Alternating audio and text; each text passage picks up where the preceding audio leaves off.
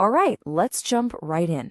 Today, we're taking a look at the absolute foundational structure of Islam, a faith that guides well more than 1 billion people across the globe.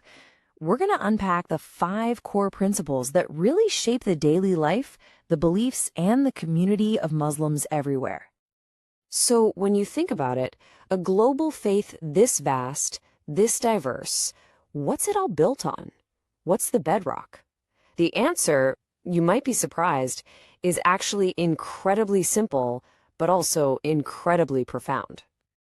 And the answer is 5. Just 5 fundamental pillars. I want you to think of them like the main support columns of a huge building. Each one is totally essential, and together they hold up the entire framework of a Muslim's life. So, where do we begin?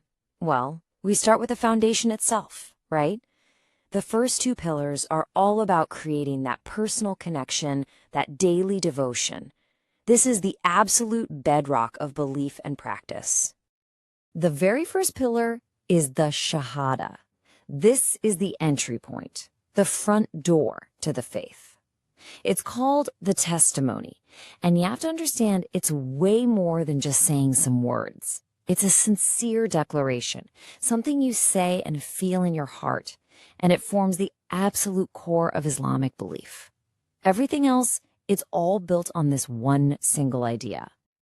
And here it is, this one powerful sentence: there is no God but Allah, and Muhammad is his messenger. This is the key.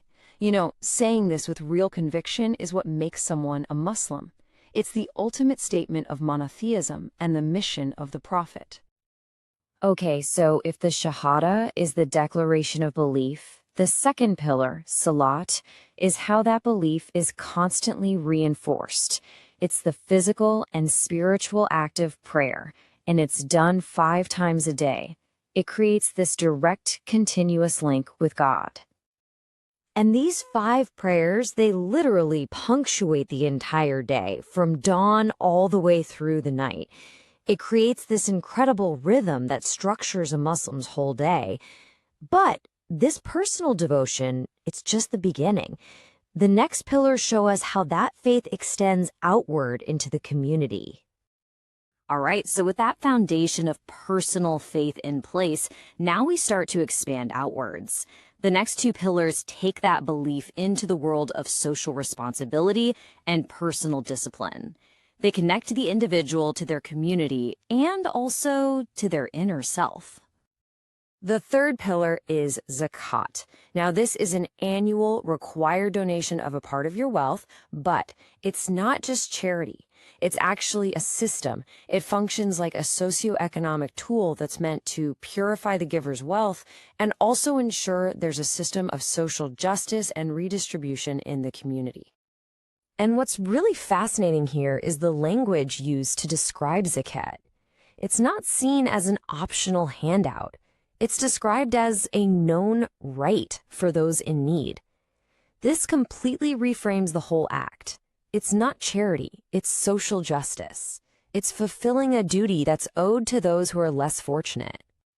Pillar number 4 is Psalm, which most of us know as fasting, especially during the month of Ramadan.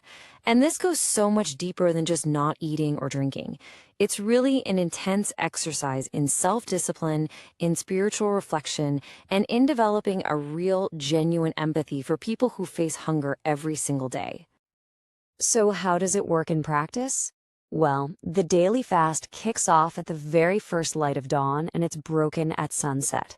And this simple, but let's be honest, very challenging cycle continues for the entire lunar month of Ramadan every year. And that brings us to the 5th and final pillar. This one, it's different. It's a real physical journey that for so many represents the spiritual peak of a lifetime of faith. It's where all the other pillars come together in one single profound experience. This, of course, is the Hajj, the pilgrimage to Mecca. It's a once-in-a-lifetime obligation, but, and this is key, only for those who are actually able to do it. And it's just this incredible social event. You have millions of people from every single corner of the earth, all gathered as equals, their worldly status just erased by simple white garments.